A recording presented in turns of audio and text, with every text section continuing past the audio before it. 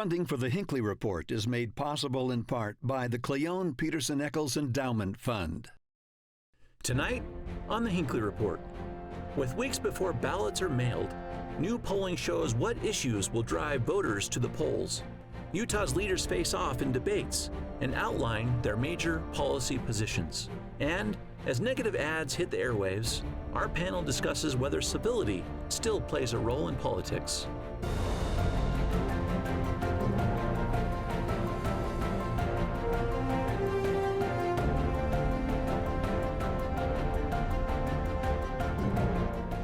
Good evening, and welcome to the Hinckley Report.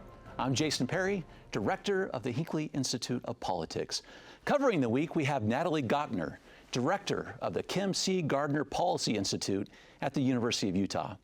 Boyd Matheson, host of Inside Sources on KSL News Radio, and Bryan Schott, political correspondent with the Salt Lake Tribune. So glad to have you all here. We are 32 days from the midterm elections, and I want to talk about civility for a moment because we are getting all sorts of material in our mailboxes, the commercials on our TVs, where we're streaming. Natalie, let's start with you for just a moment because you have been so connected to so many campaigns for a long time. Are things less civil now than they were in the past? Absolutely. That's my opinion. Part of it happens because of what's happened with super PACs and so much money, in political life. It's a real problem, and I think you know this, Jason, but they're increasingly not calling it civility, but is it dignified political speech? Yeah. And civility has this idea of, you could be civil with your wife, but that wouldn't be good enough, right? You need to be more dignified. And so you're hearing more and more conversations about is our political speech dignified? Boyd, so one really just has to ask the question about if it's dignified speech or if it's civil or if it's not civil. What kind of impact is this having on participation and people's views of the candidates and the issues? Yeah, it's sad that we're at this point where we have to demonize and weaponize, all the words of our opponents politically, that we can't just disagree with them, but we have to demonize them in order to justify our own position. And so often what we found is that if we have contempt is really the problem, the cancer on the country, because contempt says that because you disagree with me, you're worthless. And because of that, I can melt down your Facebook page, I can blow up your Twitter feed, I can say all kinds of horrible things, and I can still sleep well at night, go to church on Sunday, and feel good about myself. And so that's a lot of this has to come back to a we the people issue. We often talk about you get what you pay for. I think as voters, we actually pay for what we get. And part of it is by validating bad behavior. Every time, it's just like with your teenagers, if you validate and let them get away with bad behavior will continue. Well, so Bryan, we have to ask if it works a little bit too then, right? So you talk about negative campaigning and commercials, which I want to get into in just a moment. Does it work? Does negative campaign or lack of civility or dignity, does it work? Yes, that's what our system rewards right now. It incentivizes it. If you say something outrageous about your opponent or about the other party, it drives fundraising, it drives small dollar donations, it gets you on Fox News. We're in an attention economy.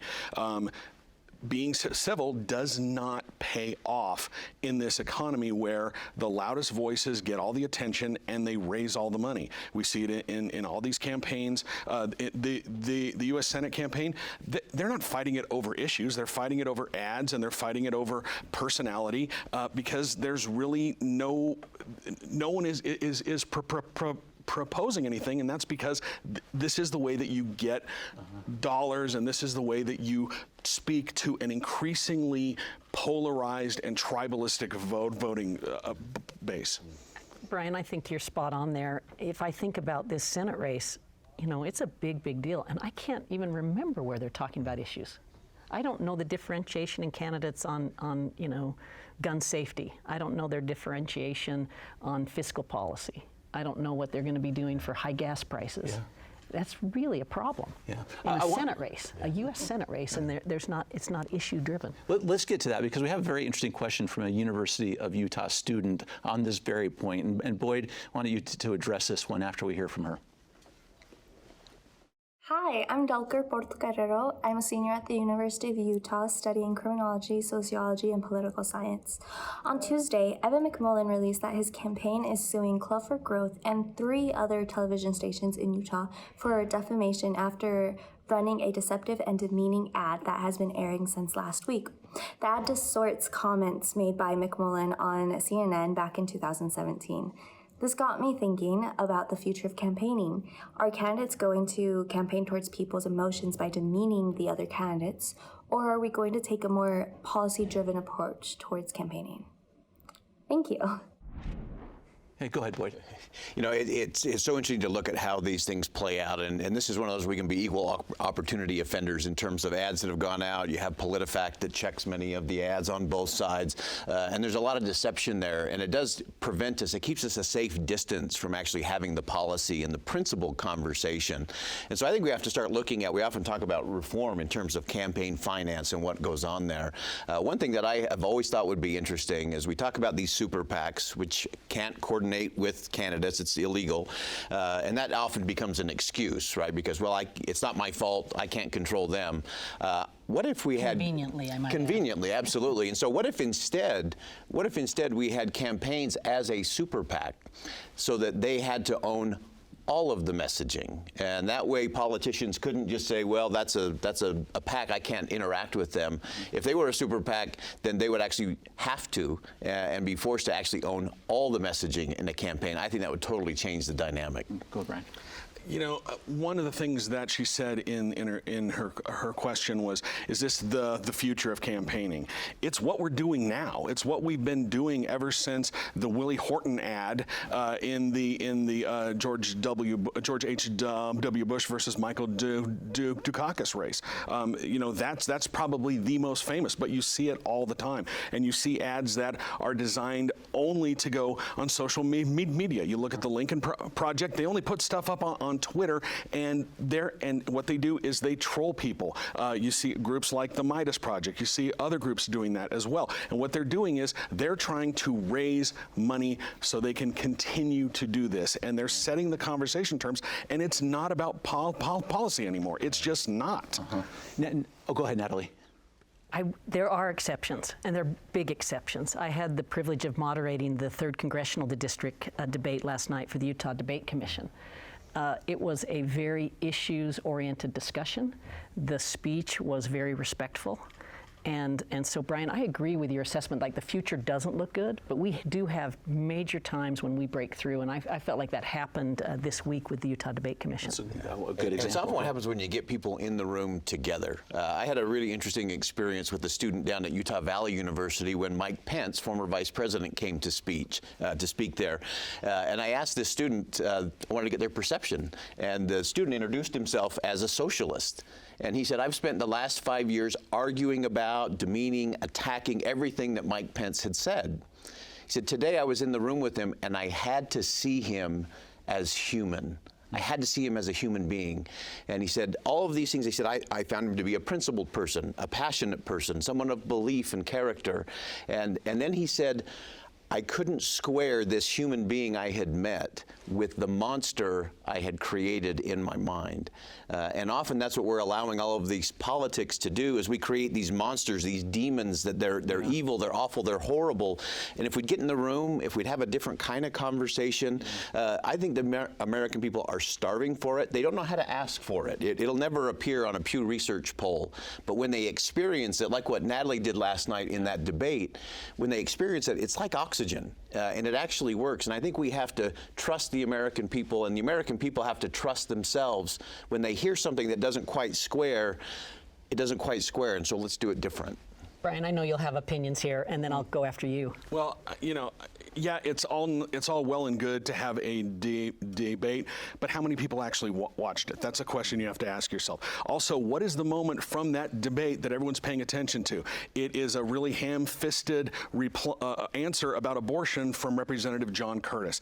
That's the only thing that's going to break through, and it's going everywhere. So it's, again, back to the attention economy. It gives people that hit of dopamine. You know, getting in the room with someone, that's great. But politicians and candidates are becoming increasingly distanced from their voters. They don't want to face them. So what they do is they're on Twitter. They've got, you know, they put out their own videos. They won't talk to the media. You know, I probably could sit here and list all the politicians who will not return my calls when I'm trying to run a story because they can't control that message. So, you know, it's all well and good to talk about this stuff in the abstract, but it's not, the impact just isn't there. And if I were to bring together what both of you are saying, I do think we need oxygen, we need healing, and we ought to talk about what are the reforms that we could put in place that would fix some of this. So I'll throw out one. Oh, okay, throw it out. A quick one. I used to be against term limits. I used to think the ballot box is where term limits happen. About 10 years ago, I jumped ship. And the reason I like term limits is I think it puts someone that's in the U.S. Senate, I'd give them two 12-year, you know, two terms, so 12 years, and then I would refresh that place. And I think that would have some really interesting dynamics because you can't become career politicians, you can't develop so much incumbency power, and that last 6 years, you got to vote your conscience. Yeah, and you should be able to do it for the first 6 years too, is what we hope to get to. And I actually agree with Natalie. I believe term limits could be very powerful with one condition, and that is you would also need to have term limits for congressional staff. Wow. Because otherwise you would end up with a different form of bureaucracy that would just stay and the members would cycle through. And I always told people in DC, it's designed to be seasonal work. You go in there, you work for a season, you go like crazy, you leave a legacy, and then you get out of town. That's what the founders had in mind. This is interesting. You know, the Russian quote, the Russian czar that said, "I don't rule Russia, 10,000 clerks do." That's your point. Yeah, exactly. Yeah, I remember elected officials calling them the B team, these bureaucrats, right? Because they're there when I got there, and they're going to be there when I leave. Very interesting. One last point on this, and I want to talk about one more reform you're working on, Natalie, and it's, Bryan, to you on these super PACs. Any way to rein these in? Not only that part right there, but what do you think the obligation is of these candidates? Because the law doesn't let them coordinate, but that doesn't mean these candidates, and both of them have had commercials in the Senate race. The media said is just not true. What is the answer right there and their responsibility? They don't really have any because the law says that they don't have any. Don't hate the players, hate the game, you know. The game was put, once Citizens United started, once the Supreme Court made that decision and allowed for just floods of dark money and corporate money into campaigns, it opened the floodgates for this. And so the candidates have no responsibility. They can't coordinate. So, you know, these super PACs can go in, say whatever they want. They can form, you see PACs forming other PACs or PACs donating to other PACs to hide where the money's coming from. A lot of these places we don't know where the donations are coming from. So, you know, there's really no responsibility, and that's because of the way the law is set up. Very good. Just one last point on this. It's sort of a reform you're working on. Will you talk about what you're rolling out this week? This Dignity Index is something you've been working on, the Kim C. Gardner Policy Institute, the Hinckley Institute of Politics. Talk about some of the other players there and what you're hoping to do over the next couple of weeks. Well, the issue is how do you start to affect change in political speech? One way you can do that is by actually looking at campaign letters, debate transcripts, speeches, social media accounts, and you can actually try to quantify, is this speech dignified or not? So the Dignity Index, ranges from 1 to 8, and 1 is like violence, political violence, basically violent speech, and up in 8, it's loving your enemy. And you can actually quantitatively train people to code these things, and then give them an index. So the Hinckley Institute, the Kim C. Gardner Policy Institute, Students, University of Utah, we're in a demonstration project where we're doing this. I know KSL is a media sponsor helping with this, and it's all in partnership with Unite, a nonprofit led by Tim Shriver. I was chatting with Tim Shriver the other day, and as we went through this, Emanuel Cleaver, a Democrat in the House, is great. He's actually been here in the state of Utah when Mia Love was in office working on some poverty projects. And he said it best. He said, we get scored on everything we do in Congress, how we vote on guns, how we vote on education, how good are we on taxes, but we've never been scored on what we say and having that dignity. So the Dignity Index is a way to change the conversation and at least make people aware. And I think one of the most important parts of the Dignity Index is not what it's telling us about our politicians, it's about what it will tell us about ourselves. Absolutely right. It teaches us, and in developing some of the curriculum and thinking about it, I had to politically code a speech. I looked at President Trump's speech at the National Archives where he talked about critical race theory. It was awful. It scored very low on the Dignity Index. But I also read President Biden's speech it was on the MAGA Republicans. He did not score well on that speech. And I learned something, because I learned that it's happening on both sides at a significant degree. Yeah, this is equal opportunity offense for sure. Bryan, tell me, based on these conversations you have with so many elected officials, let's just say a candidate gets, I'm nothing but 1s and 2s on this index. Do they change? Do they change their behavior? If, are there, just kind of curious what you see. I don't think so. My philosophy is always expect the worst possible outcome, and I'm hardly ever disappointed. It's easy to say that this is biased. Who's coming up with the scoreboard? And especially when we are in. If you look at the way that the districts are drawn, and they are so highly gerrymandered that there's just a handful of competitive races. Even here in the state, there's so many Republicans in safe districts. There's so many Democrats in safe districts that their only worry is getting challenged from their left or right. And it's a primary challenge. So where's the incentive to moderate your speech when you're going to have someone who's coming after you saying you're a rhino or saying that you've abandoned your principles? Everything is rigged, and I just can't go that far. Okay, like I see times when we break through. I see times when exceptions happen, and where the institutions work, where the good-heartedness of people work. So I just want to be a little bit more positive than you are. And I will say that the Dignity Index changed me. And yes, you can challenge the scoring, but that inspires a conversation, and you learn from that conversation. And I think the most important thing is we're looking to the wrong place. This is not about having a politician suddenly shift. This is about us shifting. We have to remember that our politicians have really never led in this country. It's community and culture that lead, and the politicians follow. And we have to trust that. And it's been like that since the beginning. Even something like the Declaration of Independence, inspired, wonderful document, but it wasn't a leading document. Revolutionary War had been going for 18 months before the politicians got around to putting it on paper. They find a parade and run up and they run to the front. They love to do that. And so I think we have to look at this index because I've been looking at the index, and it's changed the way I've had conversations with my children, with my neighbor, with my colleagues at work. Tim Shriver often talks about having a Dividers Anonymous, groups all around the country, because we often buy into that, and we actually perpetuate it by what we're putting out in terms of our social media. But it forces you to think about other life experiences. Yeah. But you're blaming the voters, but this is what they want. Go back to Access Hollywood.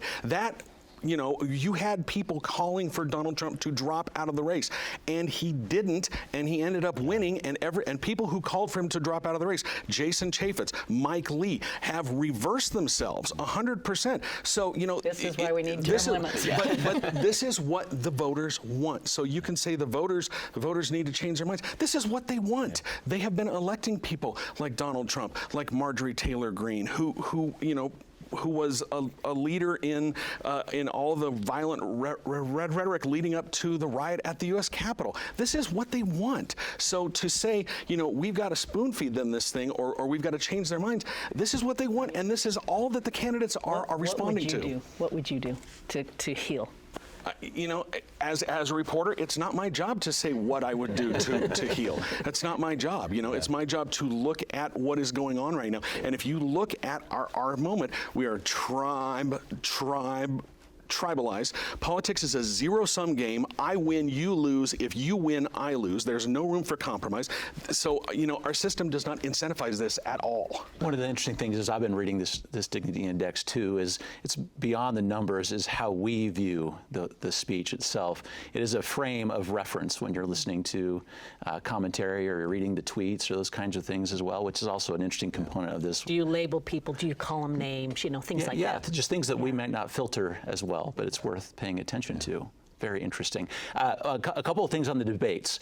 Key themes. You moderated last night our debate. One or two key themes, and then Boyd, you're doing the CD2 debate next week. So this is Glenn Wright, the Democratic candidate, and John Curtis, the Republican candidate, 3rd Congressional District. The first theme I would say is it was very dignified in the way that they had an issue-oriented discussion. That was wonderful to see. There were definitely contrasts between the candidates. They were different on how they viewed President Biden's actions on marijuana. They were different on abortion. They were different on how you fix gas prices and inflation. And so I think the audience got to see a lot of comparisons and contrasts. I want to credit the Utah Debate Commission for doing this. It's so important. This is an institution in our state we need to support. Preview of your debate. Yeah, so we'll have the 2nd Congressional down at Southern Utah University next Friday, and I hope it's in similar mode in terms of the dignity of the conversation, but I think it's also important that we get past kind of the 30-second, 60-second canned answer that they've rehearsed, 70,000 times before. I'm actually for a more Lincoln Douglas style debate and make them actually speak. I was looking back at the original Kennedy-Nixon debate. Their opening statements were 8 minutes long. So they had to say something that actually mattered. And often it's getting past those talking points and those bullet points to get to the real conversation. One of the things I hope we can get to is a conversation of how they look at the role of government, how they make decisions. And I always think one of the real important questions that we should ask any candidate at any level is, what would this person do to make a difference if they lost?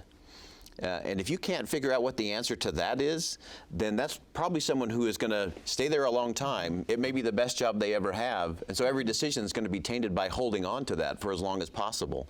If you looked at it in a different way of how would they make a difference in our community? How would they make a difference professionally or personally?